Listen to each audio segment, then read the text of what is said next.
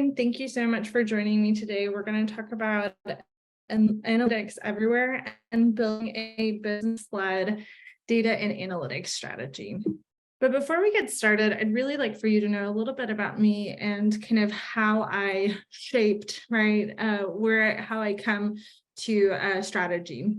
So before I started working in corporate, I worked in the public research and academia space. And since I've worked in corporate, I've worked on both the business side and on the side, and I've played liaison between both.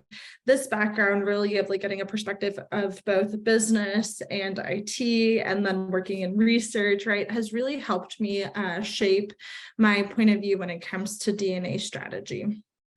So today we're going to focus on a couple of things, but most of this will be recommendations on enabling a data and analytics transformation at your organization, right? We'll talk about the dawn of the new era in technology and analytics and how to incorporate it into every aspect of your business. And these recommendations are really going to be focused on empowering business leaders to become data inspired and analytically driven.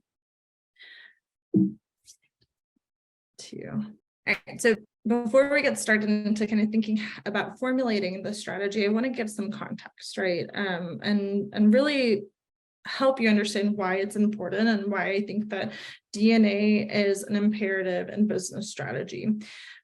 We're producing and consuming more data than ever before. I think every time that I talk to leaders, this is like a point that I make, and it's just a fact. In fact, according to eMarketer, worldwide e-com sales were projected to reach 4.9 trillion in 2021, and that estimate was double than what it was 4 years ago, right? And that digital transformation and the velocity of the transformation is having implications on, not just consumer behavior, but also business behavior and human behavior. I mean, think about yourself and how you communicate with your friends and family now versus 5 years ago, right? Think about how you shop, right? The different modes of shopping now compared to only 3 years ago, right? And also think about how you're kind of allocating your wallet now, given market conditions, right? So we're changing the way that we behave very quickly, and the challenges that we're facing are really evolving.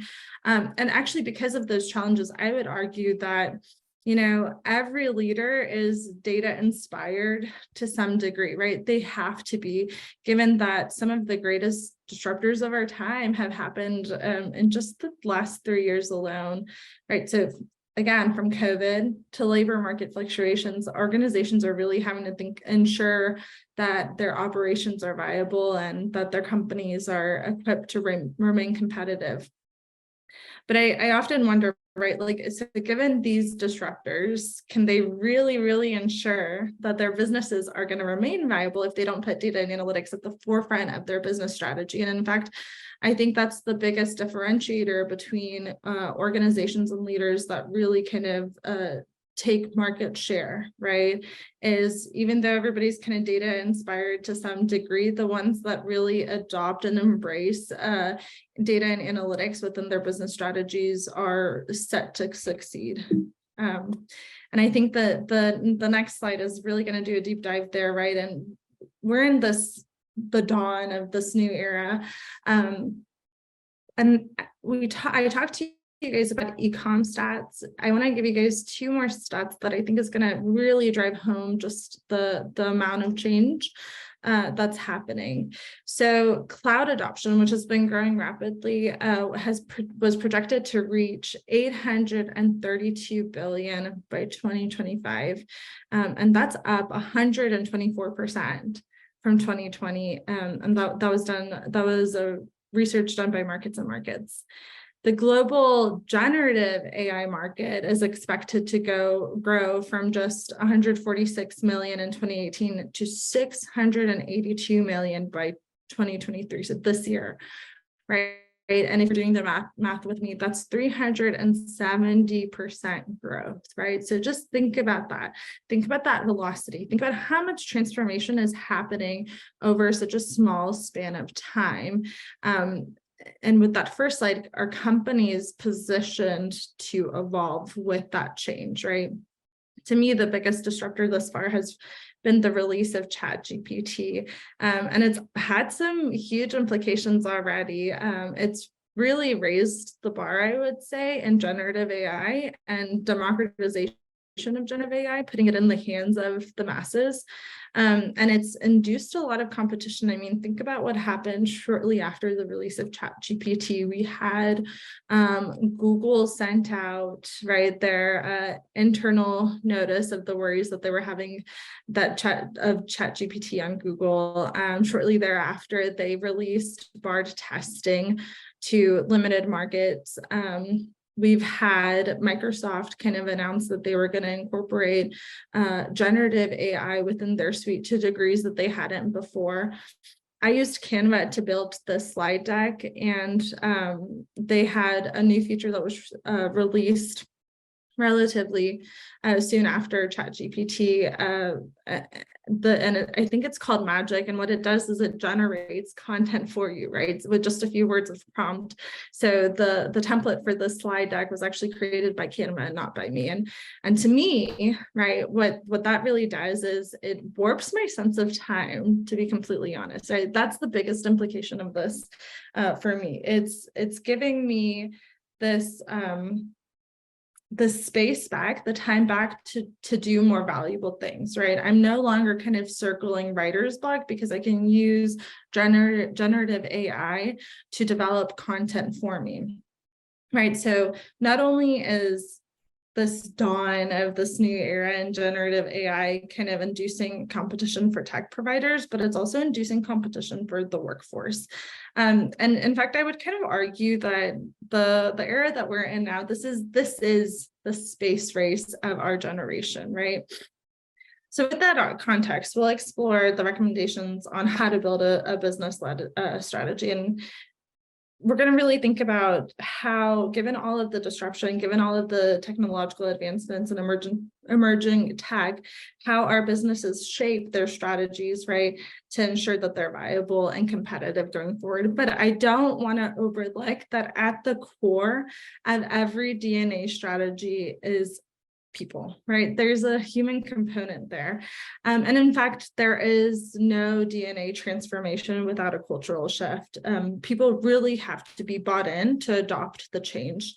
So one of the first recommendations that I make when we think about, building a business-led strategy, DNA strategy, is to really hone in on the champions at your organization, right? So these strategies have to be targeted, well communicated, and really start at the top. So I recommend finding champions across functional groups that have high influence. And that's the key in DNA transformations, right? You zone into those champions that have already been adopting DNA change to some degree. They have a lot of influence across the organization. You work to incorporate analytics within their workflows, right? And then you can use those champions to engage users at every level, right? And that's the idea of analytics everywhere. It's incorporating analytics within every part of somebody's workflow, right? Daily workflow at every level of user. All right, so we understand that this is there's a human component to this, and we kind of have an idea of how to garner that adoption and garner that change, right, through our champions. What happens next? So we have to quantify the impact of our DNA strategy. In fact, this one here, I was like, I don't think I need to include in my slide deck because it's so well understood. And then I realized that I fell for that fallacy, right? That too often DNA leaders think that data and analytics is the strategy, right? So oftentimes it's because we deem the benefits of data and analytics to be inherently understood, but because of that, we end up missing the mark altogether. Data is not the strategy and analytics is not the benefit. Our DNA strategy has to be clearly tied to our corporate strategies, to our organizational overall strategy, right? And the benefits have to be clear and measurable, and they have to be actionable. So if we think about an example, let's say your organization is looking to, improve revenue by adding more products to the profile, right? And then you have decided that you're going to start building ML models to make product recommendations. Your recommendations have to be actionable by the people in your organization in order to prove the value of your analytics strategy, of your ML model, right? Without the quantification of those benefits, you're really falling short on delivering outcomes and building a business-led DNA strategy. And as much as that first part, quantification, is critical, this one, democratization, is fundamental. And this one, it kind of gets me riled up just as much, because I think about, any organization that I've been in, and it often ran on a few key data sets, and those data sets could really just be, grouped into even fewer data domains, right? So as an example, I work for a retail company, and we mostly care about our sales, our customers, our inventory, and where in the supply chain that inventory is, right? It really boggles my mind when some of these data sets aren't easily accessible to the masses, right? Because people are making day-to-day decisions and moving our business based on this data, right? So these key data sets should be available and easily accessible to employees. And the results should be repeatable and certifiable. So analysts should really have confidence that the way that they slice and dice the data is going to tie back to the certified results. The way that we've done this at Carter's is we've implemented like a federated governance, and business teams are empowered to own analytics and reporting. And they're supported through the BI team. We have a data engineering team that works with them, and my COE, which really works to support their self-service endeavors. And the data sets that we really care about, right? Those few key data sets are certified for our business users through Golden Bucket certified views. All right. And just as the data should be democratized, so should our analytics. And this is where embedded analytics comes into play. So this is the idea that analytics should be integrated into business applications. The way that I frame this is decision insights tools, right? So for us, this happens mostly through the form of dashboards. And it's not dashboards for dashboarding's sake. It's when we build machine learning models, this is how our leaders are consuming those insights and those predictions, those forecasts, right? They're doing it through dashboards. Embedded analytics really allows users to access and analyze data within the context of their daily workflows, right? So it's democratizing insights, and the consumption of those insights becomes something that they innately do, right? So just like they spend the first 30 minutes of their day catching up on emails, they're consuming these insights through dashboards and moving the business without even without it being a thing anymore, right? It's just become a part of their daily activity, a part of the fabric, and a part of the culture. And embedded analytics can have a lot of benefit to businesses. So it improves data and insights visibility, again, kind of that concept of democratization. Faster decision-making means better productivity, right? We're improving productivity. And then better user adoption. So again, this is like that cultural aspect and change management that we're working towards. Right. And then the last piece of analytics everywhere is augmented analytics. And this is really the idea of automating and enhancing traditional analytics tools with AI ML.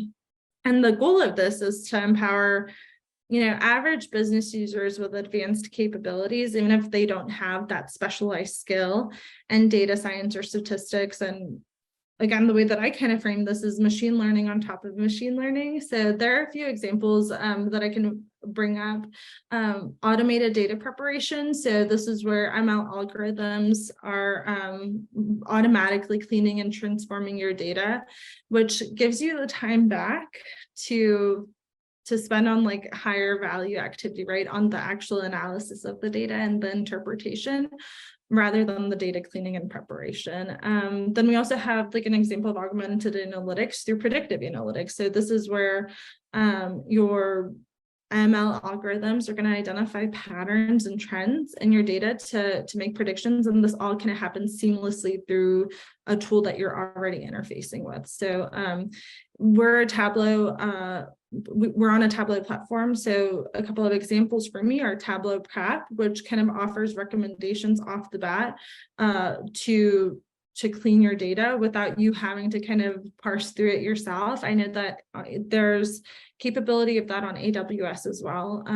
Again, that's kind of that competitive nature of more and more products are offering this augmented analytics. Going back to the Tableau example, when you build dashboards, there's a recommendation on the type of visualization that's best fitting for that data. It also does some of the predictive analytics within the tool. So again, this is really giving that capability of machine learning and advanced analytics to average business users, incorporating it into their everyday workflow and getting data analytics everywhere for them. So I'm going to close this session with kind of the thought of, in the dawn of a new era, we really shouldn't be spending 80% of our time sourcing and transforming data. And as DNA leaders, it's incumbent on us to embrace the technological advancements and emerging technology to improve business outcomes by embedding analytics everywhere, especially within our business strategies. Okay, I think I did really well. I'm going to open it up to Q&A. I also saw that some people were chatting up, so let me see if I can read.